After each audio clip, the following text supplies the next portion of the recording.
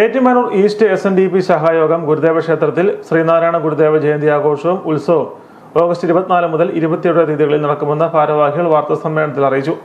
24 രാവിലെ 9:30-നും 9:50-നും മധ്യയുള്ള മുഹൂർത്തത്തിൽ ക്ഷേത്രതന്ത്രി വടയാർ സുമോ തന്ത്രിയുടെയും മേൽശാന്തി ശംഭു ശാന്തികളുടെയും ക്ഷേത്രം ശാന്തി എടത്ത ശ്രീകുമാർ ശാന്തികളുടെയും കാർമുഖത്തിൽ കൊടിയേറ്റ് നടക്കും. ഉത്സവ ദിവസങ്ങളിൽ ഗണപതി ഹോമം, കലശം, അഷ്ടാഭിഷേകം, മൃത്യുഞ്ജയ ഹോമം, മഹാനിവേദ്യം, വിശേഷ ഗുരുപൂജ തുടങ്ങിയ ചടങ്ങുകൾ നടക്കും.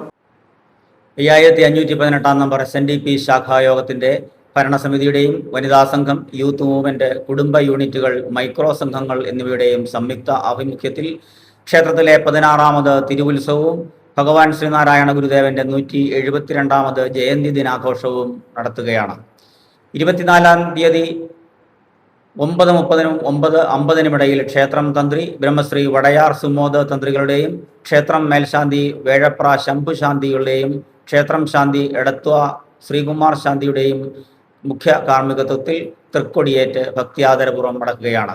ഉത്സവ ദിനങ്ങളിൽ ശതകലശം, നവഗ്രഹ ഹോമം, സുഹൃത ഹോമം, ഗുരുപൂജ, മഹാമൃത്യുഞ്ജയ ഹോമം എന്നീ പൂജാതികർമ്മങ്ങൾ നടക്കുന്നതും വിദ്യാഭ്യാസ അവാർഡ്, കൈകൊട്ടിക്കളി, വിദ്യാഭ്യാസ അവാർഡ് വിതരണം, ചതദിന സദ്യ, 2-വീലർ റാലി എന്നിവയുണ്ടായിരിക്കും.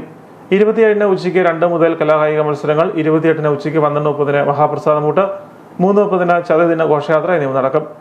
വിവിധ കലാപരിപാടികളും ഉണ്ടായിരിക്കും.